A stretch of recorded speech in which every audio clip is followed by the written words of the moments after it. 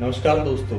आज से 16 साल पहले हुए क्रोथा कांड का नाम आप सभी ने जरूर सुना होगा। क्रोथा कांड का नाम सुनते ही एक संत का नाम भी आपको याद आता होगा, जिनके बारे में आपने ढेर सारी बातें सुनी होंगी। दोस्तों, आज इस वीडियो में हम उसी क्रोथा कांड की बात करेंगे जिसके बारे में आपने बातें तो बहुत सुनी होंगी, लेकिन आपको भी अंदाजा नहीं है कि जो बातें आपने सुनी थी वो कितनी सच थी और कितनी झूठ थी। वैसे तो सच्चाई को दिखाने का काम हर देश की मीडिया का होता है, लेकिन वर्ल्ड इकोनॉमिक फोरम की रिपोर्ट ने भारतीय मीडिया पर बेहद गंभीर आरोप लगाए हैं। उस रिपोर्ट के मुताबिक ये कहना गलत नहीं होगा कि भारतीय मीडिया अब स्वतंत्र और निष्पक्ष नहीं रही। टीआरपी और अपने निजी स्वार्थ के लालच ने भारतीय मीडिया को अंधा बनाकर रख दिया। भारतीय मीडिया की इन्हीं खामियों की वजह से और सच्चाई को सामने लाने के लिए इस वीडियो को बनाना पड़ रहा है। दोस्तों, इस वीडियो को देखते समय एक ध्यान जरूर रखना कि इस वीडियो में कही गई हर बात को कई बार परखा है, जब जाके उस बात को इस वीडियो में रखा है। तो चलिए शुरुआत करते हैं वीडियो की।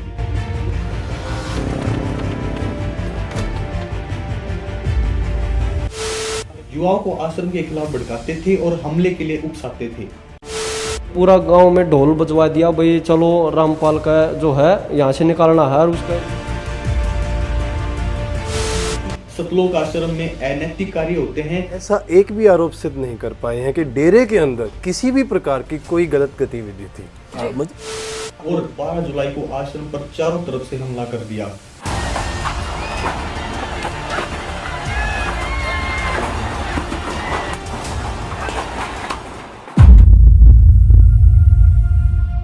जुलाई 2006 की 7, 8, 9 तारीख को सतलोक आश्रम क्रोथा में सत्संग का आयोजन किया जाता है और हर बार की तरह हजारों श्रद्धालु सत्संग सुनने के लिए आश्रम पहुंचते हैं। इसी दौरान आर्य समाज के आचार्यों और क्रोथा और आसपास के गांव के लोगों द्वारा आश्रम घेर लिया जाता है और पुलिस की मौजूदगी में आश्रम का बिजली, राशन पानी सब बंद कर दिया जाता है। 12 जुलाई को परिस्थिति इतनी गंभीर हो जाती है कि पुलिस की मौजूदगी में एसडी रोहतक द्वारा आश्रम खाली करवा दिया जाता है और संत रामपाल जी महाराज सहित 40 भक्तों को धारा 302 के तहत यानी हत्या के केस में जेल में बंद कर दिया जाता है। दोस्तों, सबसे पहला सवाल आपके मन में यही उठेगा कि सतलोक आश्रम क्रोथा को आर्य समाज के आचार्यों और आसपास के गांव के लोगों ने क्यों घेरा। इसके पीछे की सच्चाई बहुत कम लोगों को पता है और उस सच्चाई का पता न होने की वजह से ही जनता ने संत रामपाल जी महाराज को दोषी और अपराधी मान लिया और उनकी फाइल को हमेशा के लिए क्लोज कर दिया। तो चलिए दोस्तों, जानते हैं इसकी पीछे की असली वजह क्या थी। आर्य समाज के संस्थापक महर्षि दयानंद सरस्वती द्वारा लिखित पुस्तक सत्यार्थ प्रकाश को आर्य समाज सर्वोपरि मानता है। संत जी ने महर्षि दयानंद और सत्यार्थ प्रकाश से जुड़ी अनेक मिथ्या बातों का खंडन किया, जिसको आर्य समाज और मीडिया ने आपत्तिजनक और विवादित कहा। उस सच्चाई को संत जी ने अखबारों के माध्यम से जनता के सामने पेश कर दिया। सत्यार्थ प्रकाश के समलास 4 में लिखा है कि 24 वर्ष की लड़की और 48 वर्ष के पुरुष का विवाह उत्तम होता है। 25 से 50 वर्ष की उम्र में गृहस्थ जीवन जीने की बात करने वाले हिंदू धर्म में स्वामी जी 48 वर्ष की उम्र में शादी करने की बात को उत्तम बता रहे हैं।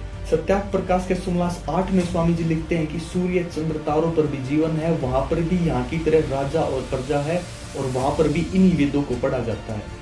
संत जी ने महर्षि दयानंद की जीवनी से दिखाया कि स्वामी जी हुल्ला सुनते थे, तंबाकू खाते थे और भांग पीते थे और भांग के नशे में कई बार बेहोश हो जाते थे, जिसको उनके प्रशंसकों ने बढ़ा चढ़ाकर बताया कि स्वामी जी समाधि लगाए हुए हैं। महर्षि दयानंद जी की मृत्यु से जुड़ी अनेक झूठी कहानियां समाज में फैला रखी थी, जिसको संत जी ने महर्षि जी के जीवनी में दिखाकर खारिज किया कि महर्षि दयानंद जी की मृत्यु किसी योगी की तरह नहीं बल्कि एक रोगी की तरह हुई थी। दोस्तों, इस तरह की सच्ची बातों को जब संत जी ने जनता के सामने अखबारों के माध्यम से पेश किया तो बुद्धिमान समाज संत जी से जुड़ने लगा और आर्य समाज, महर्षि दयानंद और सत्यार्थ प्रकाश की लोकप्रियता दिन प्रतिदिन कम होने लगी। आर्य समाज के आचार्यों को आभास हो गया कि संत जी के ज्ञान का तोड़ उनके पास नहीं है, तो झूठी कहानियां बनाकर जनता को अपने पक्ष में लेने की कोशिश शुरू कर दी। संत जी के खिलाफ आश्रम के आसपास के गांव के लोगों में झूठी अफवाहें फैलानी शुरू कर दी कि सतलोक आश्रम में अनैतिक कार्य होते हैं। संत जी दूध में स्नान करते हैं और उसी दूध से फिर खीर बनती है। संत जी के आश्रम का प्रसाद एक महिला ने अपनी भैंस को दे दिया। अगले दिन वो भैंस भी आश्रम में पहुंच गई। दोस्तों, क्रोथा कांड को हुए 16 साल हो चुके हैं और आज तक इन बातों का गवाह किसी के सामने पेश नहीं हुआ है। ऐसी अनेकों झूठी कहानियां बताकर आर्य समाज के आचार्यों ने जनता का असल मुद्दे से ध्यान हटा दिया।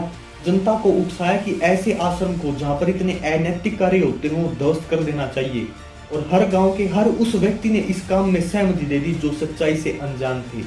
ऐसी अफवाहें 2013 के क्रोथा हमले में आसपास के गांव में फैलाई गई, जिनसे प्रभावित होकर हमले में शामिल गांव बराना के एक युवक ने सच्चाई बताई जब वो संत रामपाल जी महाराज से जुड़ा कि कैसे आर्य समाज के आचार्य गांव में लाउड स्पीकर लगा लगा कर युवाओं को आश्रम के खिलाफ भड़काते थे और हमले के लिए उकसाते थे। दोस्तों, आर्य समाज के आचार्यों ने दाव तो बड़ा अच्छा खेला था और शायद वो अपने दाव में सफल भी हो जाते अगर संत जी इतने सच्चे और सुच्चे ना होते। किसी ने सच ही कहा है कि सांच को आंच नहीं। ऐसी ही झूठी कहानियां उस समय के चीफ मिनिस्टर भूपेंद्र सिंह हुड्डा को सुनाई गई और दुर्भाग्य की बात यह थी कि भूपेंद्र सिंह हुड्डा खुद आर्य समाजी थे। चीफ मिनिस्टर भूपेंद्र सिंह हुड्डा की अनुमति से प्रशासन 4 दिन तक हाथ पर हाथ रखे खड़ा रहा और 12 जुलाई को आश्रम पर चारों तरफ से हमला कर दिया। आश्रम पर हमला करने में घायल लोगों का हालचाल पूछने के लिए भूपेंद्र सिंह हुड्डा खुद अस्पताल पहुंचते हैं और घायल लोगों को 50-50 हजार इनाम देने की घोषणा करते हैं। अपने आश्रम में शांतिपूर्वक सत्संग कर रहे संत रामपाल जी महाराज और भक्तों को जेल में डाल दिया जाता है। दोस्तों, ये तो वही बात होगी, घर की वही काका लिखनिया।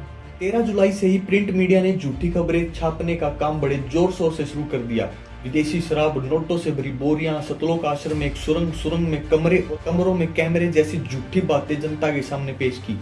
दोस्तों, मीडिया ने जिस सुरंग पर इतना बवाल किया था वो एक रास्ता संत रामपाल जी महाराज के कक्ष को सत्संग करने वाली स्टेज से जोड़ता था। उस रास्ते में कमरे और कमरों में कैमरे की तो बात छोड़िए, उस पूरे रास्ते में सुई की नोक रखने जितना भी सुराग नहीं है।